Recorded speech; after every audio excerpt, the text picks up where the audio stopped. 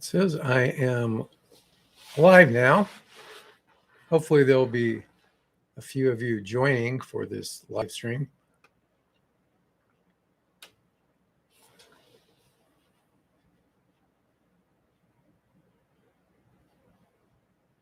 Oh, somebody's here. Hey, Doug. Oh, I got to leave that light on. The lighting in this room is not the best, but I thought it would be better than where I normally have them. How are you doing, Douglas?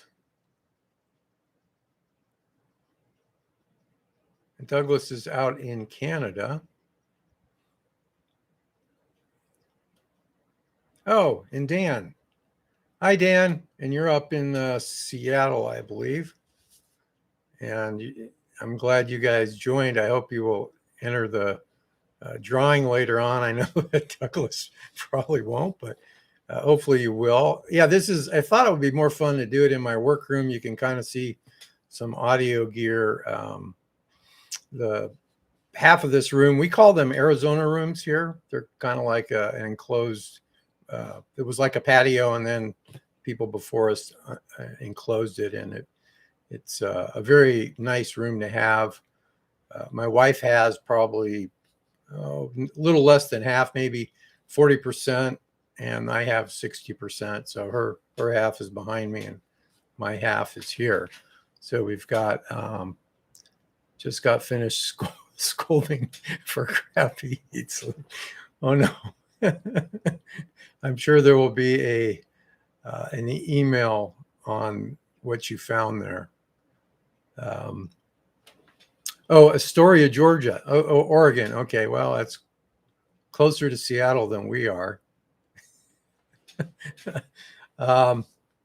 Yeah, I've got a few things I'm working on as far as interesting, nerdy things for improving damping factor measurements, I'm hoping. Not that most people really care much about damping factor, but I do. Oh, hi, Joe. Oh, wow. Somebody from Denmark.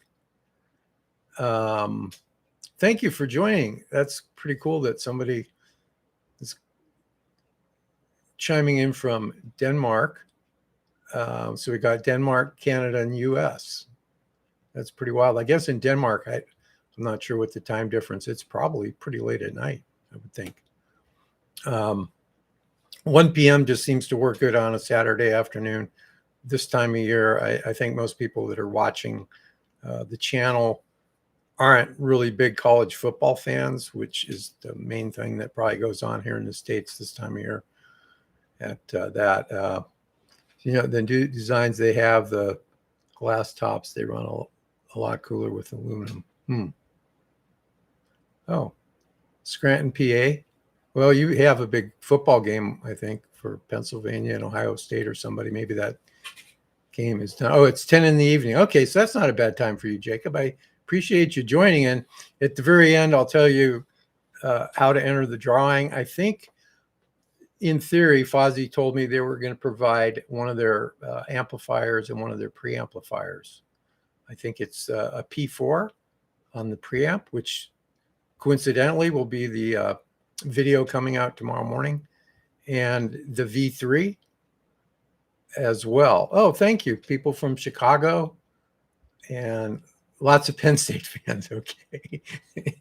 Yeah. No, I appreciate that. Hopefully there'll be some questions other than me just rattle on. I will say this, this thing right here is something I hope to do a video on if I can fix it. I'm not sentimental about audio gear other than my La Scala loudspeakers, just because they were like the first thing that I bought in 1980, and they've been with me for a long time. And I was going to sell them probably 15 years ago, and my wife talked me out of it. So that's one of her claims to fame as far as my audio hobby. But the University Sound my dad gave me, it's from around 1968. It's a FM stereo receiver, and one channel didn't work. Went out. I tried fixing it. I was probably in college or maybe just out of college. I really didn't know much about repairing stuff. Not that I do now, but definitely back then I wasn't real good. And so I'm going to try to get it going in just for a challenge. And it has transistors that aren't made anymore and all that. That's why I'm happily single. Nobody talked me out of stuff. Well, I'm glad she talked me out of selling the Lascalas. I don't know why I wanted to sell them at that point, but she did, and I'm glad because they're just part of the family, so to speak. They're furniture, and they sound really good. I listened to them just this week. I have some tube amps and listen to vinyl. I'm slowly getting back into listening to vinyl that some friends give me. They're like stereo test records, or there's one from Avery Fisher that I listen to that's really cool. He actually did some narration for this record, and the quality is really, really good. And it's just kind of fun for me to listen to vinyl every now and then. And usually I read and then listen to the record. But I did have the Lascalas going with the Mac tube amps I have, and yeah, it's kind of cool. I mean, I don't like getting up and lifting up the tone arm at the end of the record, but oh well. Most of us did a lot of that in our younger days. I'm assuming, according to YouTube, the analytics they say is the majority of people that watch the channel are, I would say, over 50 to 60, I think. And I don't check the stats very often. I like seeing what people like, or as far as views on my videos. I don't do this for obviously money. It's every 2 months I get a check because you have to hit $100. I think I've said that before. So I might make $60 a month, and it's just kind of fun to say you actually get a check. Doug's chiming in. Old Farts Club, yeah, 74 years old. I didn't realize you're that young, Douglas. Doug's kind of like an attorney without the degree. From some stuff he's going through with his home or apartment rules and regulations, that kind of thing, with landlords raising rent for silly reasons, and he's quite adept at writing responses to that. Anyway, what else is new? Penn State, Chicago. I was in Chicago many years ago. I'm not talking the airport part, just driving. We had some friends that lived there and went to museum and stuff. So what's new? Fozzy has been pretty good. I've done some stuff with IEMA, but lately Fozzy has been really nice, and I like the stuff I'm looking at. And I get majority of the stuff I get from one or two people. Sometimes some people here in Tucson or Phoenix may give me something that might need a little work on it, and then I'll do a video on it. But at some point I might run out of gears from my friends, and I have some pieces that I haven't done, and it's really not economical for people to mail stuff for me to test. But I like doing that. I mean, it's like I say, it keeps me off the street at night. You learn, trying to solve a problem, or sometimes you run into some interesting things on some of the gear that I get. You'll see something you haven't seen before. And tube, solid state, new stuff. Joey G's audio channel. Joe? Yeah, I haven't. Joe's in the Arizona club.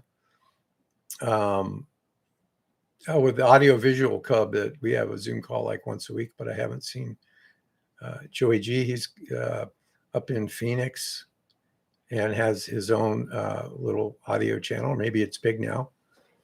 Oh, have you thought about making a video of you running an amplifier? Yeah, there is the Macintosh MC 2300 video. I use the amplifier. I show how I test it with the Quantasylum audio analyzer that I use, and I kind of show the settings in that. since I did that one, their software has changed a little bit, and I've learned a little bit. So there's just some things to do smarter, but the basic gist of it is how to, how to do that. I've done a preamp, and then I've done the power amp, and that's a pretty big power amp, the 300 watt per channel Grateful Dead famed amplifier that they carried around. Richard still has it. Oh, well, mine's very small compared to, some of the, like the guys that do real reviews. They're very refined. I listen to their stuff. It's mainly more stuff. Oh, wait, check the software Neochrome is developing. The name sounds familiar. Okay, well, I have a listing of all the things you guys type in. I'm not been really big into the digital room correction, just as a side thing. High-end AB amps. Okay, maybe they'll send me a sample. I mean, most of the stuff I do is older, but with Fozzy, they sent me a new preamp. Amir did a review of that. It's I forget the model. It's got balanced inputs and outputs. It's not. It's about $200 on Amazon, but they sent it to me about a week and a half ago, and I will look at it. I mean, Amir is like the Michael Jordan of testing, in my opinion. I know Douglas has some issues with some of his stuff, but I test some things that he doesn't typically test. Plus, on YouTube, honestly, my stuff would look very good just on a website with, pictures, and you wouldn't have to hear me talk through the data. But I do put chapter breaks, so you could fast forward and just go to the, one piece of data after another. It actually makes making the video take more time, but I figure you don't have to listen to my unexciting voice most of the time, although sometimes I will think of something funny to say. Oh, you have issues with everybody. So but I like to do some of the new stuff as well to balance out some of the, older things that I get. And next, let's see, AB, I do have, for those of you who follow Bennett Novolux Stereo, who's one of the best YouTubers for audio stuff, I think. I did an interview with him that will be out in, I think it's not this Sunday, but the following Sunday. And that was kind of fun. And he's real interesting. If you haven't checked out his channel, he's gets into repair, does really high-end gear, and it was a very nice interview. So that's coming up. So I'm kind of branching out a little bit to do other things, just to make it, so I don't run out of gear. And I got some speakers. People like speakers. The most surprising thing that people like, other than the tour of the local hi-fi shop I did, people really like watching that. The Realistic Mach 2 loudspeakers. I get more comments on that still, and that's probably a year and a half, 2 years old. I'm really surprised at how many people like that video as far as views. So it's just one of those strange things. And you never know. It's kind of like, I'll talk with some of my friends. So Ian I mentioned him a lot. He's supplies me with a lot of gear. He's an audio hoarder in a nice way. And he says, "Oh, I had this thing lying around for a couple of years. You want something to fix?" So he brought me over something that's shorting out. It just has a note, shorts out fuse or blows the fuses. So something's shorting out in it. And it's just fun to get these kind of things to try to fix. And I was saying, I'm not really into the digital room correction thing. I just, Stephen, do you know a way to test amplifier distortion?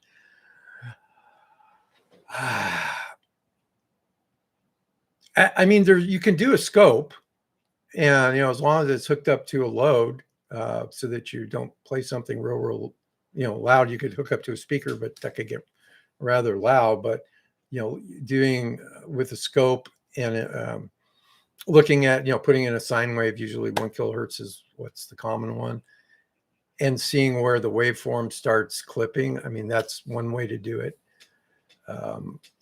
But the to me, the best thing is a QuantaSilem analyzer, which I think they're about $500, and then you're going to need some adapters and stuff. So you probably have with cables, and then you have to make your own load. You can buy a load too, I suppose, but to make your own load and all that. But I don't know a real easy way.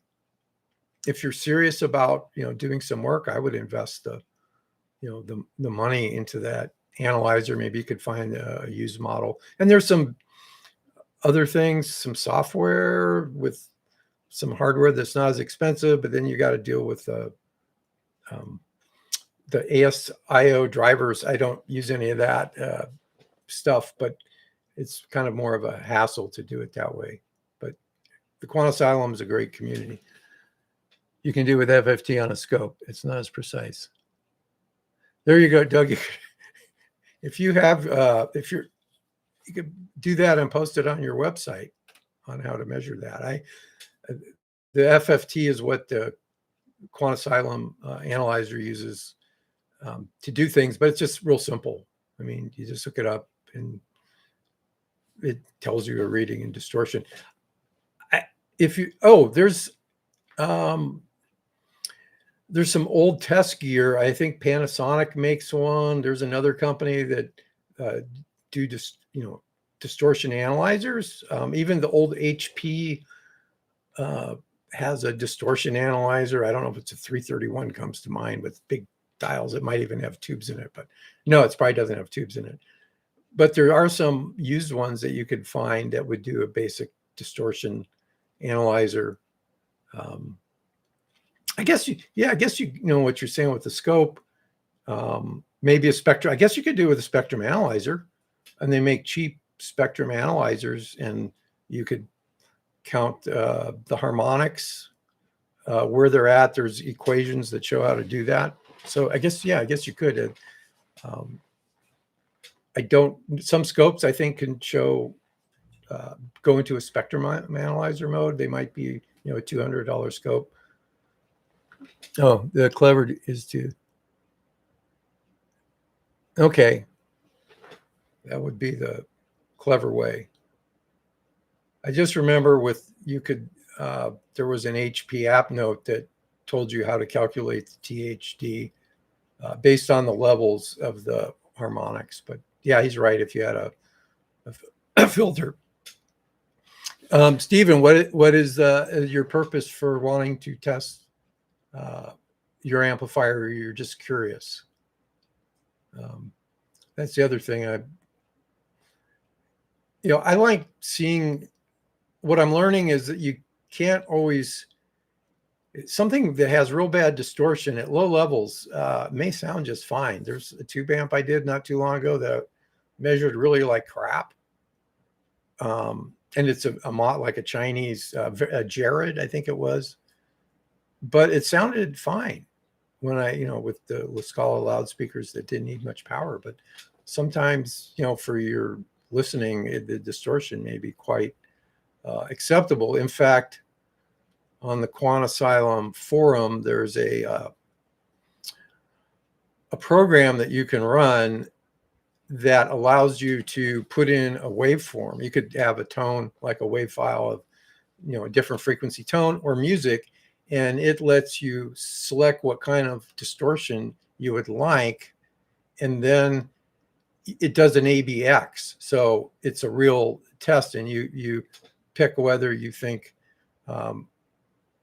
which one is X. So if there's a big difference between A or B, you should be able to pick out X as it's A or B, and you can adjust like the amount of THD. I forget which things it has, but it's really kind of cool. But it's not. It's something you have to do with like headphones on.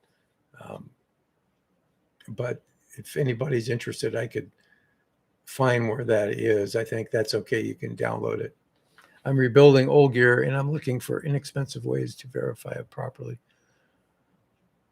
Oh, not made it work.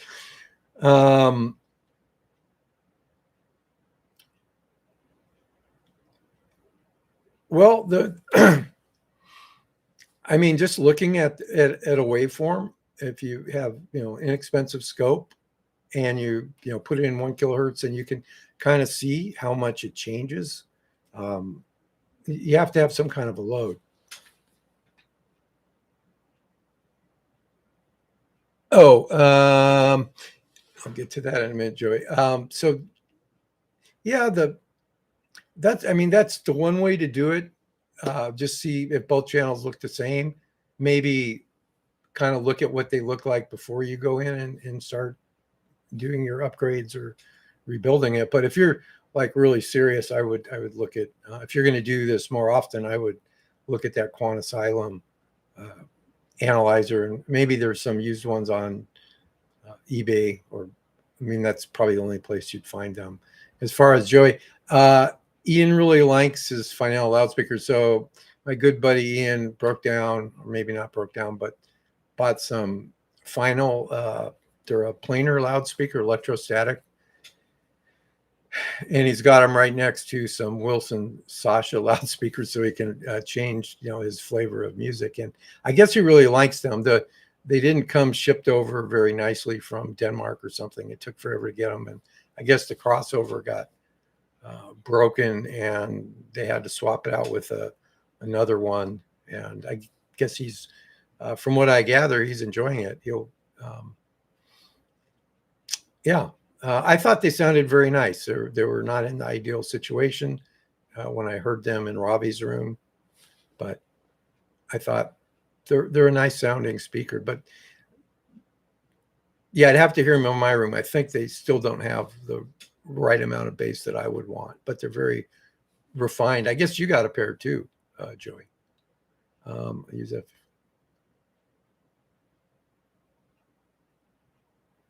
Okay, yeah, that's good advice. Doug has a nice channel and is very well versed in audio and electronic stuff. When you drew, what drew me to the speakers? Oh, that's a fun story. Ravi's room sucks, and I told him so. Yeah, Ravi has a huge, it's a 2-story house, and you hear echo. It's probably the only time I've heard where room correction would be good, because the echo kind of wasn't pleasant. But so my good buddy Richard had loaned the Wilsons to a friend who decided he didn't want them, and he said, "You want to do a video on them?" I said, "Okay, let's bring them over." So I set them up, and my wife made a comment about them. They look like Darth Vader. Anyway, and so I had them set up for 4 or 5 months listening to them, and I really liked them. And my wife was living out of town helping with our son and our little our granddaughter, who had some issues when she was born. She's doing great now. And so I had them there, and I liked them. And Richard said, "I'll make you a really good deal on them," because I do so much for him with his gear and help him out with stuff. So when my wife came into town again, and she didn't mention anything about the speakers after like the 4th time, and she's gone for like a month and a half. And I said, "You know what? I'll buy them." So I bought them for a good price. He gave me a real good price on them, and they're the Wilson Watt 3 Puppy 2s. And so the next time she came back, she says, "Oh, when's Richard going to take back his speakers?" I said, "Well, they're our speakers now." That was kind of, she didn't say anything. How much were they? Nothing, okay. So that's kind of how that went. And one day I might get rid of those in my cuffs and buy another pair when I have to start spending money due to tax things. I guess it's a good problem to have, but yeah, we'll see. I might get the new Wilson Watt puppies, the $40,000 ones. Sound really interesting, and there's a place up in Phoenix you could listen to them, but we'll see. I'd rather have a newer Corvette, but anyway, that's kind of the things. And the Wilsons sound really nice. There's just they're different sound than my KEF 107s, definitely. And so I switch between them with the Neo Hippo AB switch. So I can switch between them very easily. You just get, you listen to one and for a couple weeks and flip over the other one, and yeah, kind of cool. Oh, you like the No Argument? Yeah, I heard Ian's in the room. I wouldn't say they're amazing. They're just a different sound. They it just depends. But they sound very good. I don't know. That's a speaker I would buy. I like Joey was at the Speaker Fest that they had up a few years ago, and BMR made a Philharmonic bookshelf speaker it sounded really, really good. And they make a floor model speaker, and they're probably $2,600 each, something like that. And I would love to hear some of those to see if that may be one of those things that will be worth getting at some point in time. They take getting used to. Yeah, I have no doubt about that. But his sound just fine. Sasha sounded fine. Ian still has his AR9s, which one day I hope to have them lugged over. Have him lug over. Maybe I'll have to come pick them up, and I'd love to do a little review on the AR9s, which I've heard, and I think they'll sound pretty good. And they're like an amplifier killer. Okay, you should send them out. So if you send something here, like all I see is what you send. So I don't. If you send it to the Vintage Audio Review email, then I could send it out somehow, or I'll put it in one of the videos. A better deal, but getting the finals for Future Music, I have. Oh, yeah. Links are above. I don't see the Neochrome. I just see the Neochrome link. I have 4 subs of SwarmWorks. Okay. Well, Douglas, I don't see anything here about the link unless it's in a different spot. Like I said, the YouTube live thing, it shows me just the chats over there, and I guess the video will stay up, I think. My wife went back to Denver for my granddaughter's 3rd birthday, which is today. So I'm here alone, so I don't have to worry about her walking behind like she, when you see the Novolux interview, she was walking behind. So it was kind of cute. But anyway, that's kind of that. Oh, and I have this right here. I'm going to probably post that on eBay. It's a Fisher equalizer that I did a video on it, and I have another equalizer, so I really don't need this. It's not going to be, I think it's going to list at $50, but it actually tests pretty good. And it has a little spectrum analyzer display, but I'm getting ready to post that. I do sell some things on eBay. Usually they're not working, or they have little issues that I don't want to mess with. But that one I'm going to go ahead and post it. Maybe one day it will sell. And there's something else I see in the background. Oh, there's something else. There's a Sansui 2000A on the bottom, and a vintage one. That's Ian's that he brought me. That needs to be checked out. What was the audio gear that got you hooked on pursuing more gear? Back when I started college in 77 at the University of Arizona, I was in a kind of an engineering dorm in the football stadium, which is concrete. And it used to be like people would play their stereos real loud.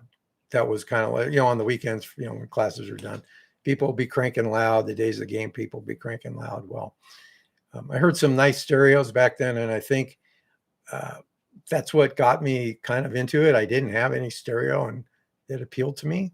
Uh, and one of the videos, I think I showed what I thought was, I think it was the same one, of the G8000. I thought it was glittery, and it reminded me of a Sound Design receiver that I bought that was probably 10 watts a channel. I had no idea anything about stereos. And then I learned a little more and got the Sansui 8080, which I ended up selling, and because I was getting into mobile disco stuff, and then I bought a Carver Cube when they first came out, and the Carver Cube was great, but after I did a DJ at a party for it was our dorm and a girls' dorm, maybe, I don't know if our dorm. Anyway, it was a girls' dorm and a guys' dorm, and after 35 minutes playing into the scalas, which are very efficient, it cut off,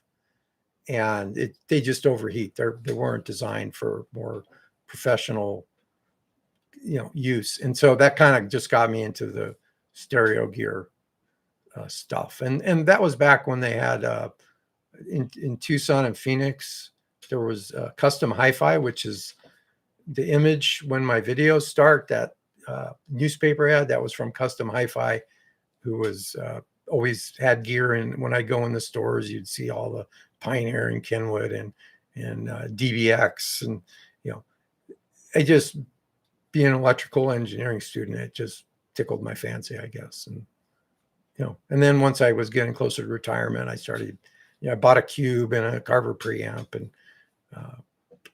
just started getting into it. And then I don't know what got me into testing this stuff. I guess at work, where I worked, I tested microwave stuff with real expensive test equipment where cables make a difference. You're talking at 7-8 gigahertz, and phase is important with cables at those frequencies. So, and just testing gear and doing 1 dB compression point, and just a lot of RF measurements. And so going into audio is much simpler. You don't have to worry about cable phase differences and 1 dB compression points. I guess you do have sort of that with audio, but anyway, it's just kind of fun to have like my own little lab here. And it's just kind of fun, and I appreciate everybody watching. I mean, Dan is somebody that if I don't get a comment the first day, I checked, and I think I relayed that to Dan. I screwed up, and I had the start time on the day wrong on the video, and it's like 8 o'clock at night, and I don't have like any comment at all, not even for Dan. And I realized that I had not had the start time right, so I immediately changed it. So anyway, I do appreciate people that stop by and watch and ask questions. Some people email me stuff as well. They could have a problem with their amplifier. Somebody this week emailed me about they had AR2AXs and in the original boxes, and they wanted to get rid of them. I think he's back in Pennsylvania or New Jersey or someplace, and you got to do Craigslist or I don't do Facebook Marketplace, but I guess that's a popular place for gear, but they're not anything I would be interested in. But you get different questions from folks about what might go with a certain, what speakers might go with the preamp. That was more of a comment. And I had one of those questions this week, what speakers would you recommend for a preamp? And I'm going, well, yeah, what kind of power amp do you have? And so on. And what kind of music do you listen to? And, speakers are really the key. Buy something that you like. Hopefully you can listen to them in your room. But you have to at least, like the speakers, and then find out what amplifier drives them, or integrated amp, or,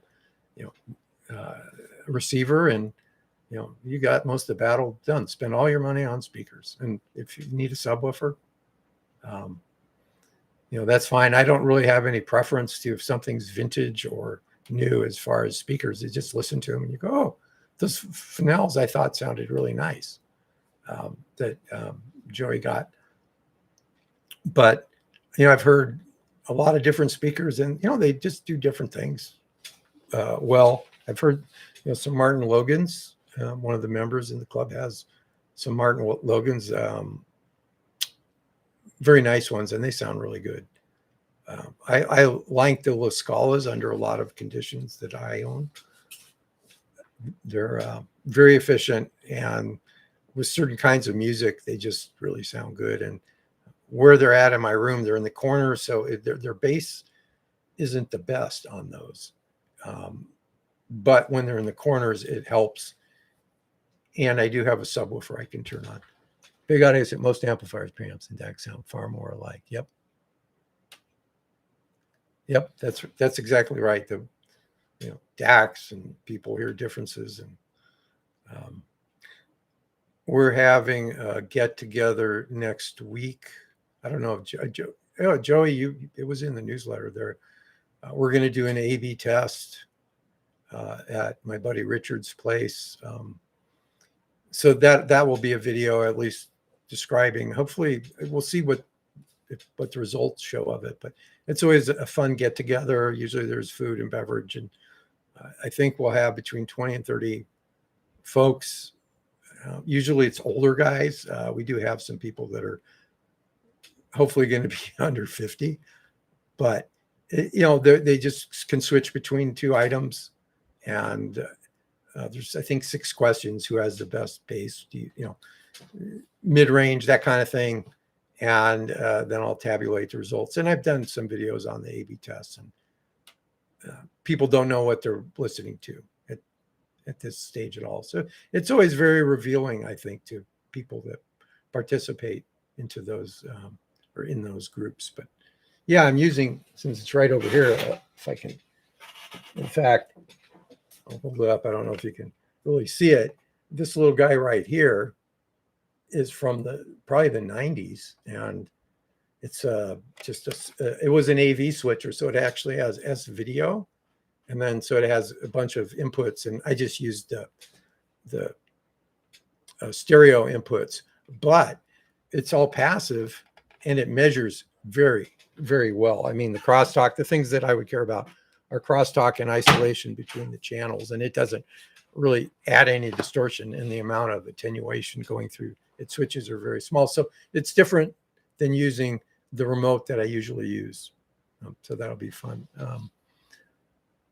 Yeah, it's blind. In fact, I usually don't know what is what by the time it starts. I try not to. I know what I'm testing, but I don't know like position 1 or position 2. If I were independently wealthy, I would buy that ABX testing. I think it's Van Alstyne. No.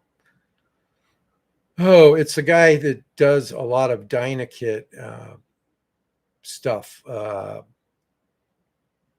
And I did one of his preamps, I think.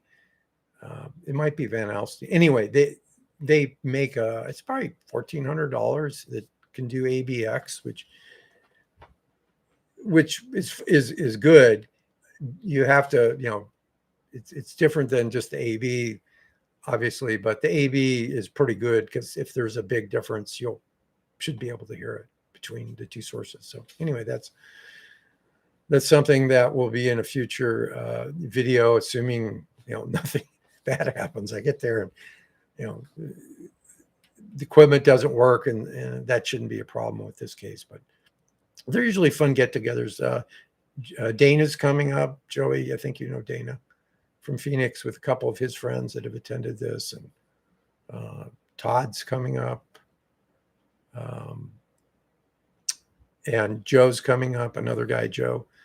And I think there's 2 other people. I think he's driving up with Joe. So it's kind of like a fun thing, get together for, talk audio gear. There's not a lot of places you can do that, it seems like. Anyway, so that's kind of, I'm looking forward to that. It's a lot of prep, figuring out who's bringing paper plates, who's bringing that. Van Alstyne, okay. Yeah, nobody's really tried. I heard that they were afraid to because they blew the San Francisco plug club blew something out when they were doing an A/B test. Whenever I've done the A/B test with the switch box that I use, just the speaker amplifier switch box, I've never had any issues. Possibly if you were doing a real high power test, maybe above 50 watts, switching between things could cause an issue. But I don't, for doing A/B stuff, at least in my experience, you usually don't have to play very loud. I mean, I would say the test will be done, this next one, probably with a room SPL of maybe 70, low 70 dB SPL for listening to hear differences. Now, if you were going to start seeing where an amp starts breaking up and playing loud, I wouldn't recommend still an A/B test with that. You'll hear when this amp starts screwing up your speakers. That would be my biggest concern, but it shouldn't kill their gear. I mean, the switcher gear, but yeah, the ABX test is pretty cool. What else? I'm trying to think what other fun topics.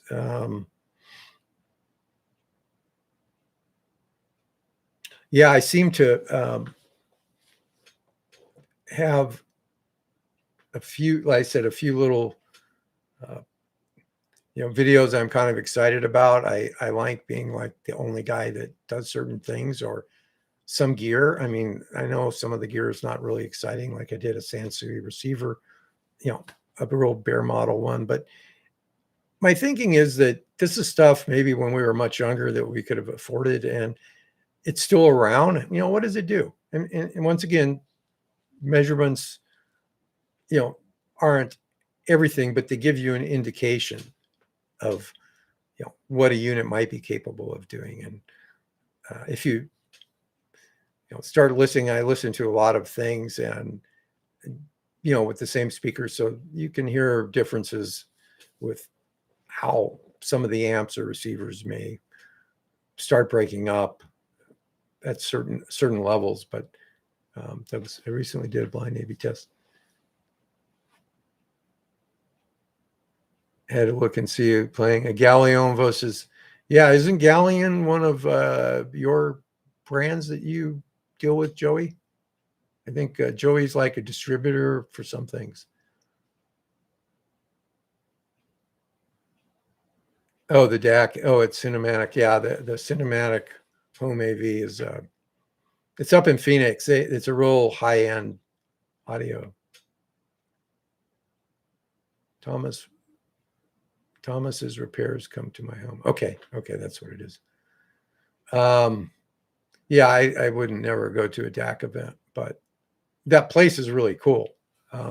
They had a grand opening, and they had a $150,000 power amp. I don't know the name, and then the speakers were $200,000 speakers, and they had women in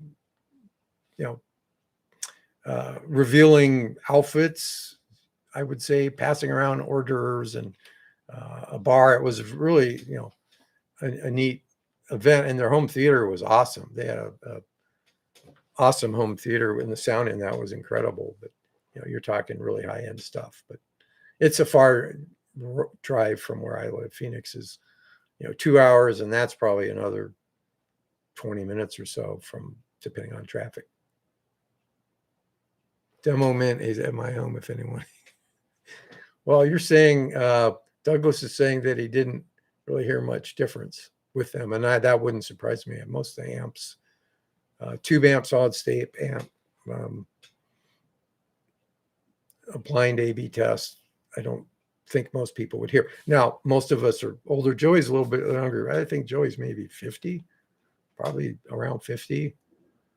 And most people that go to my events are over 50. Some are in their 70s, so their hearing is not as great, but yet they can hear certain things still okay. And at least I had my hearing tested last year, and I posted the results. I feel that I thought that was only fair. I do have a little suck out. I think at 3 kilohertz. One ear is maybe a little worse than the other, but I can boost that up a little bit with the equalizer that I have. And the most time I listen to stuff with the amplifiers, and I say it sounds okay. Usually, it's I'm not overly critical on that system unless sometimes it has some distortion, and I've commented on that. But I like gear. They're like myself and my good buddy Ian and Richard. We just like audio gear from way back. Now Richard likes higher end audio gear, Levinson, Krell, Sonic Frontiers. Ian's more Sansui, Pioneer, Marantz, and he also has some high end stuff as to me. I just something I can afford that's kind of cool that I couldn't get back maybe when I was in college, kind of thing. Oh, okay. Just came across the Sony. What's the SG? I smell. Oh, that's a new one. For $50. So when I see stuff at a sale like that, I think that's a receiver, probably a newer one. I would plug it in and listen for relay clicks. If the relays click on, that's probably a good sign. If you have a portable player and some headphones, you could plug it in and see if it gets you anything. Because, a lot of stuff people are selling maybe because it doesn't work well. And I don't think, I don't know the specs of that. I can't really look it up real easily right now doing this live stream. But yeah, $50 may be a really good price. I don't know much about it right off the bat, but that's what I would do is listen for relay clicks. Most things have relays in them. And when they come on, that's a good sign. If they don't come on, then they don't have relays, which, the Sony stuff probably would have a relay. Speaking of reliable, one brand that I kind of ragged on a little bit is the shit. Some of the I've had a shit amp die, and Ian had a ship Freya Plus die. The amp wasn't mine. It died while I had it coincidentally, and I did that and I talked about that in one of the videos. But two different people, two different pieces. Now they're very good. I think they covered Ian's under warranty. I think he had to pay to ship it there, but they covered the repair. And he wasn't the original owner, but from when it was sold, it was still under warranty. So that's good. But it's a tube preamp or solid state, and I never really thought that's reliable. I just did the video, I think the one this week on the Pioneer SX950. I believe it was all original except for I had to replace some lamps in it. Amazing. It's 50 years old. I think almost 50 years old, and it's still going strong. So you get this new stuff, and it doesn't seem to be as reliable. Some of the Mark Levinson, these big power amps with the capacitors going out on these 300 watt amps, 330 watt amps. It's just sad. Now Carver, the little cube, this little guy here, it works. It's one. I have two of them, and they're more of a bench thing, but I'm doing a test on a damping factor measurement improvement like I measured. But now the capacitors do go bad after 40 years, maybe 35 years. But they were designed to be always on.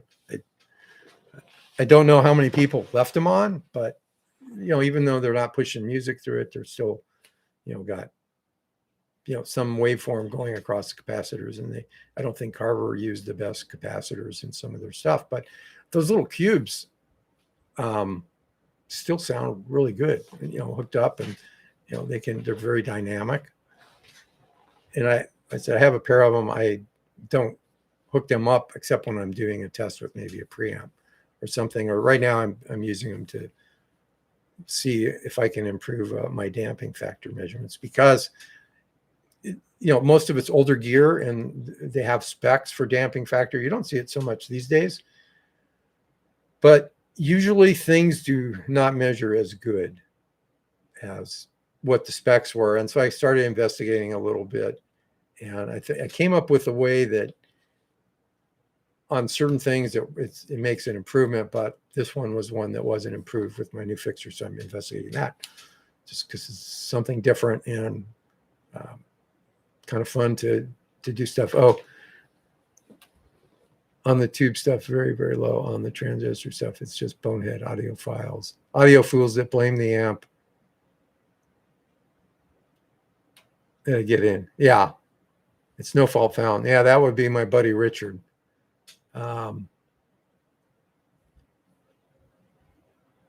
Yeah, I don't know. I'm not a tube swap guy. I did the Freya and found out it made really no measurable difference. If I can't measure it, I always doubt if we can hear it. But I know people like to do that, and that, you want to spend your money on expensive speaker cables and interconnects, and that floats your boat. So be it. It's part of the hobby. I mean, there's people. Oh no, I don't take anything personal. No. I did have one guy, a few weeks ago on something, because I didn't do the First Watt J2 review, and I just said it sounds like a power amp, and the guy, and this was many months ago, he just commented on it maybe a couple weeks ago, and he said, "Yeah, your channel sucks." Something to that effect. I guess it's just for the Polk, Carver, Bose crowd. I'm thinking, yeah, I test all their gear. I test the First Watt J2, and it's overpriced. It's people like that, but that that have that gear just like they want to have a Porsche or something, something, a Rolex, but it's sure go for it. But yeah, I told them, well, I guess I'm not your channel then. My favorite tube preamp, I'm not familiar with any either. Oh yeah, I don't watch that Thomas stereo guy. They just talk too much about high-end gear, and I do listen to some of the real popular guys. I said Novolux. I like. There's Trevor's Bench. There's some people that fix things. Gear that I learned from. There's Off-Fix-It. But majority are that deal with more vintage guys. If in your review you told me that you swapped out op amps and you heard a difference, I'm probably not gonna. I unsubscribed to one guy's channel because of that comment. Yeah, I swapped the op amp out, put the cover back on, and hooked it up and listened to it, and I heard a difference. Yeah. Now, I know Douglas said that he had some improvement swapping out some op amp recently, and one of the things that he sent me. But if you just said like this guy did, he swapped the op amp out, put the cover back on, hooked it back up, and was able to discern the difference with the op amps that he had used. I just can't do that. Yeah, X-Ray Tony B is very good. Yeah. He's really good repair guy. I think he and I differ on deoxit use. But yeah, he's really good. I mean, there's some guys, and there's the guy with the muscle shirts. Douglas knows who I'm talking about. He's really good too, I think. He goes into a lot of explanations. I'll do little circuit stuff every now and then when it's appropriate, but you're not going to see me with a screwdriver, moving, taking the cover off and all that. I usually summarize what happened because it may take hours before I figure this out, or days. And, I don't need to drag people through that whole thing. It's kind of like, yeah, I found this. I know I just did one on a phono section of the C80 preamp. I don't think, no, you can't really see it. It's back there, and you can sort of see it. It's that guy right there. It's a Yamaha C80 preamp somebody sent me. They wanted to save it from the junkyard. And I said, sure. And we split the cost of the shipping only because anyway, he overpackaged it. But it had a phono section. It had some other things wrong with it, but it had a phono moving coil section that wasn't working, one channel. Now, I don't care about moving coil. I will doubt I'll ever own one unless somebody died and left me it in their will. I don't listen. I like starting to listen to vinyl a little bit more, but I'm not going to get on the moving coil bit. And I fixed it, and it'll be in a video at some point, just because I thought it was a little interesting. And it has another thing that I found which was interesting, that it'll be a short video at some point. But yeah, there's who is the guy that yeah, my channel 6 more. Well, it's different. You have different thing. And like I said, I'm about measurements, and then I show stuff because, like I said, I'm interested. Back when I grew up in audio in in the 70s, late 70s, I subscribed to Audio and Stereo Review, and I always enjoyed reading the technical data that they had. And what I did at my job was technical data and measurement. So this kind of just fit in. And like I said, I just like doing my little tests. And there's things nobody else on YouTube tests some of the stuff. And I don't mean just like diffusers have distortion. I'm kind of proud of that idea, but just some of the, measure the 3BX. What does it do to your signal? There's nobody, not that people care so much, but I find it interesting. It's like science. And anyway, you're building a nice catalog of what to expect after restorations. Yeah. Oh, haters. Yeah, I have very few haters. Most people thank me, except for that one. That was a comment, or that was one that, and it was like, well, you don't have to subscribe then. A guy didn't like it, said you're too many measurements is fluff. You should talk about what it sounds like. I said, there's other people that tell you what things sound like. And, I can just tell you if an amplifier starts breaking up, most things, as Douglas said earlier, they pretty much sound the same under the same conditions. And, a big test, just move, if you're, listening to something, just, move your head just a little bit, and it, put a 1 kilohertz tone in and just listen to it and move your head just slightly, and you can see how much things change. So it's real sensitive to, just your position. We all have, different, lengths. That's why, I know Joey has some Bose 901s, and they're not like the great sounding speakers of the world. There wouldn't be a reference, but they're still kind of cool. And I do own a pair. I think I'm going to do a video on them, even though Aaron's Audio Corner, he did a real nice video with the equalizer, but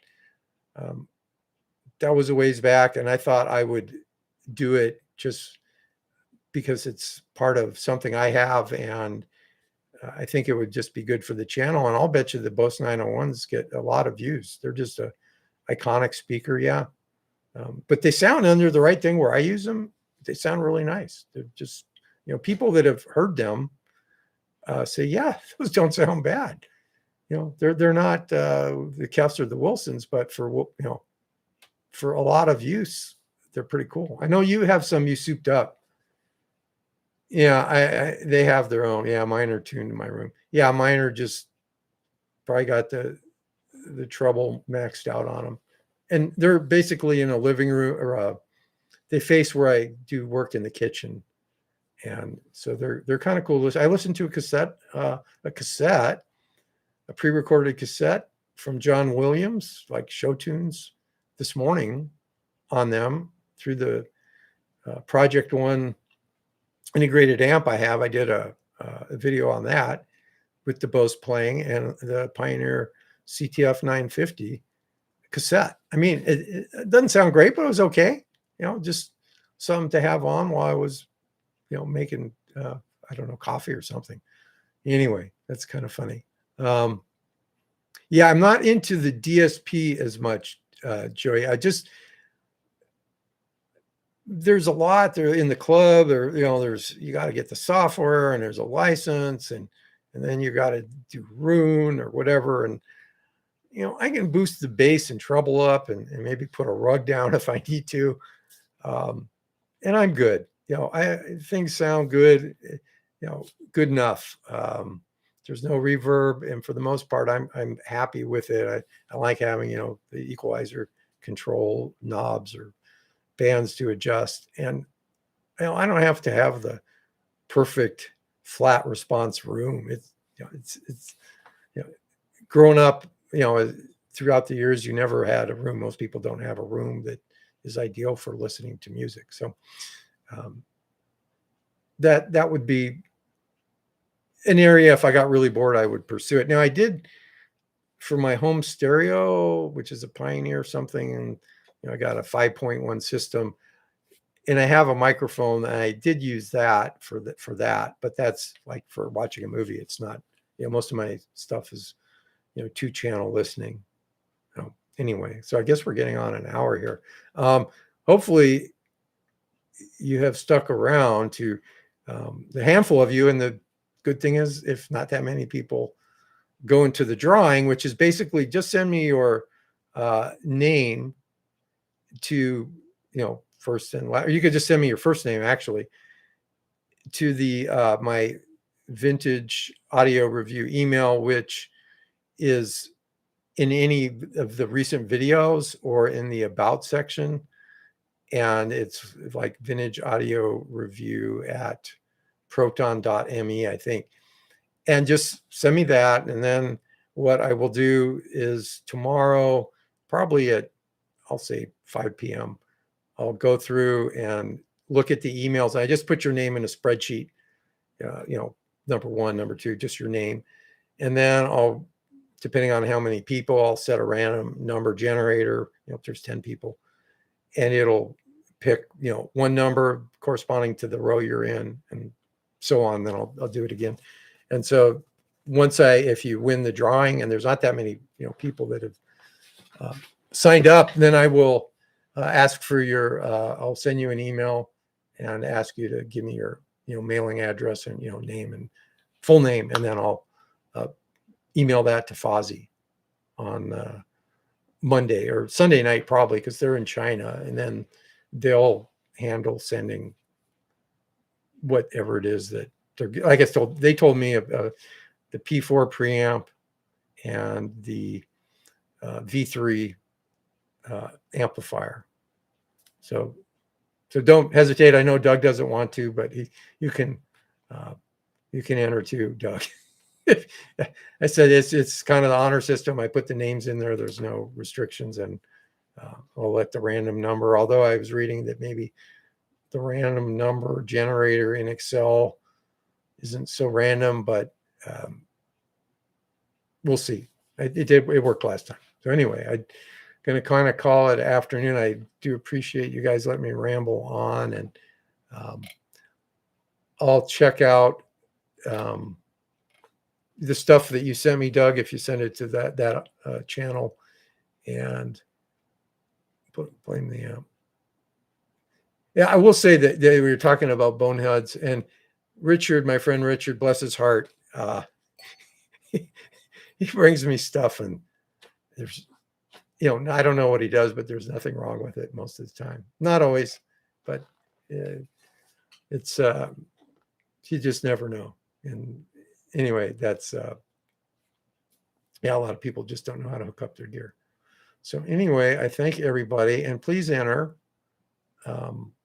And we'll see if, I'll do this. Like I said, every 1,000 subscribers kind of seems to be the goal, which is about 6 months. I think my channel grows like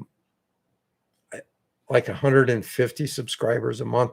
And just a side note, and I think I've mentioned it, with just the analytics that YouTube gives, and I don't do it very often, but majority of people don't subscribe to the YouTube channels they watch. So obviously, if you have a handle kind of thing for YouTube, so you get certain things sent to you that they think you will like, they track that as well as the age and what country, what hours you listen to, or most people watch, what days of the week. I mean, you can imagine the amount of stuff, but I don't really look at that other than the age. And it's kind of cool, what countries people are from. Most of them obviously from the US and Canada. And it's just something that's kind of fun to do. I can tell people, hey, I have a YouTube channel and I don't have 5,000 plus friends and family, so I must be doing something okay. Like I said, it's kind of just fun. And I do appreciate everybody joining in today. And Joey, I look forward to seeing you at some event. I don't know if you're going to run for president this year. I guess John's not going to do it, so maybe you would have a better chance. But I'm interested in helping out in this next Speaker Fest in some way. So if they have one. All right. So I'm going to call it a day. Once again, I thank everybody, and hopefully we'll get some people some prizes.